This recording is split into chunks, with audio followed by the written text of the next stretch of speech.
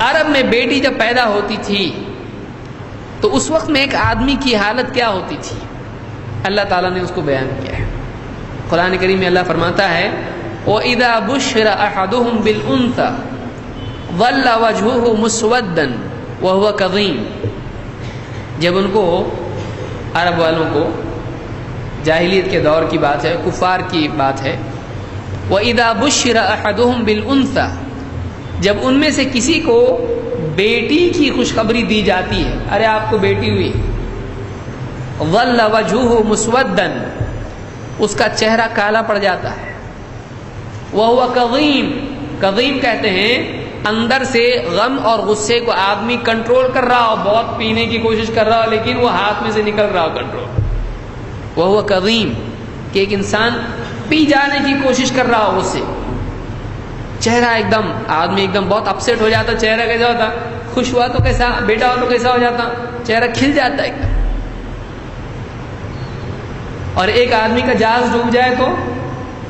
چہرہ ایک دم کالا پڑ جاتا ہے، اس کا چہرے پر کالک پڑ جاتی ہے اور وہ اپنے غم کو پینے کی کوشش کر رہا ہوتا ہے، وَهُوَ كَظِيمٌ يَتَوَارَى مِنَ الْقَوْمِ مِنْ سُوءِ مَا بُشِّرَ بِهِ، وہ قوم سے چھپتے چھپاتے پھرنے لگتا ہے اس خوشخبری کی وجہ سے جو پہنچی ہے، یعنی یہ جو خبر آئی ہے بیٹی کی، اب جو بھی پوچھے گا کیا ہوا، کیا بولنا پڑے گا، بیٹی، بیٹی کیا، اچھا بیٹی، تو یہ جو قوم اس کا رسپونڈ کرے گی اس کی خبر پر، اس کی بے عزتی سے بچنے کے لیے قوم سے بھی چھپنے لگتا ہے۔ آج بھی کبھی بیٹا ہوا ٹویٹر پہ جائے گا، بیٹا بیبی بوائے، اچھا بیبی بوائے، اور بیٹی تو کا ٹویٹر، نہ فیس بک ہے، نہ ٹویٹر ہے، نہ ای میل ہے، کچھ بھی نہیں، ہاں ہوا بھی ہوا، کیا کریں گے، کوئی پوچھا تو بولتا رہے بیٹی ہوئی، وہ اس کو دینے کی خبر بھی، ضروری نہیں کہ آدمی کسی کو دے خبر، لیکن یہ فرق ہے نا کہ ایک آدمی بیٹے کی خبر پہ فوراً فون لگا رہا ہے اس کو، بیٹی، بیٹا ہوا، بیٹا ہوا، بیٹا ہوا، اچھا بیٹا ہوا، راج دلارا آیا، اور بیٹی ہوئی، چلو جا رہا ہوں میں جاب پہ، تو ایک آدمی جو ہے وہ خوشی اس کو نہیں ہوتی ہے۔ عرب میں یہی حال تھا، یتوارا من القوم من سوء ما بشر بہ، وہ جو بری خبر اس کو دی گئی ہے اس کی وجہ سے وہ اپنی قوم میں اپنے آپ کو چھپاتا پھرتا ہے، لوگوں کے سامنے جانے کو بھی شرم آتی ہے اس کو، بیٹی ہوئی، اس کو اتنا جرم سمجھا جاتا تھا بیٹی ہونا، کس معاشرے میں اسلام تھا یہ بھی تو دیکھنا ضروری ہے نا۔ آدمی بیک گراؤنڈ نہیں دیکھتا ہے،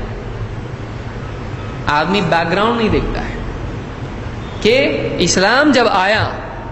تو معاشرہ کیسا تھا، اس میں اسلام نے عورت کو کیا حق دیا،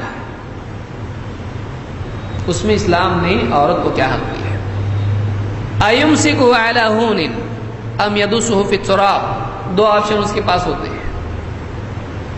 ایمسکہ علی ہون، وہ ذلت کے ساتھ اس کو سنبھالے رہے بیٹی کو، اور ام یدسہ فی التراب، یا پھر خود اپنے ہاتھوں سے اپنی بچی کو زمین میں دبا دے، کیا کرے، وہ سوچ رہا ہوتا ہے دو میں سے کیا کرے، اس کو رکھے اگر سنبھالے بیٹی کو تو کیسے سنبھالنا پڑے گا زندگی بھر، علی ہون، ہون ہین، ذلت کے ساتھ، بیٹی والا، اے بیٹی والا، یہ آؤ بیٹی والے، بیٹی والا، یا پھر اس کو خود اپنے ہاتھوں زمین میں دفن کر دے، دو میں سے ایک کام اس کے سامنے ہوتا ہے۔ الا ساء ما یحکمون، اللہ فرماتا ہے کیسا برا فیصلہ ہے جو یہ کرتے ہیں، کتنا برا فیصلہ ہے جو آدمی کرتا ہے۔ اور عجیب بات یہ تھی کہ عرب کے لوگ خود کے لیے تو بیٹی پسند نہیں کرتے تھے، لیکن فرشتوں کے بارے میں کہتے تھے کہ وہ اللہ کی بیٹیاں ہیں، نعوذ باللہ، لوگ یعنی اللہ تعالیٰ کو اونچی شان والا مانتے ہیں، کمال والا مانتے ہیں، تو اپنے لیے بیٹی کا ہونا نقص ہے، اور اللہ تعالیٰ کے لیے اگر ہے تو کیا ہے، بیٹی ہے۔ اتنی جہالت ان لوگوں میں تھی، اور آج بھی کئی دینوں کے لوگ ہیں جو عورت کو کمتر مانتے ہیں لیکن اللہ کے لیے نعوذ باللہ بیٹیاں مانتے ہیں۔ تو بہرحال یہ جو چیز تھی، سورہ النحل میں اللہ تعالیٰ نے آیت نمبر 58 اور 59 میں یہ اس دور کے حالات کی ایک مختصر سا وہاں کا ایک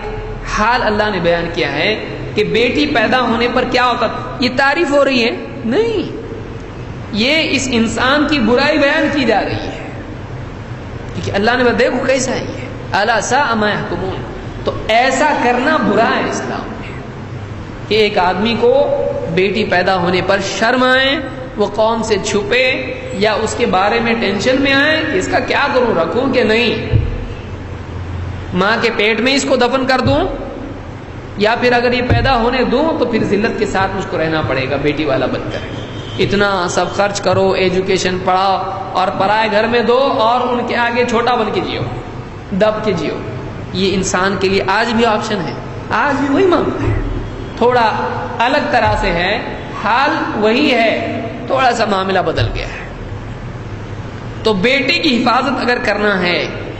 تو سب سے پہلے اس کے اپنوں سے کرنی پڑے گی.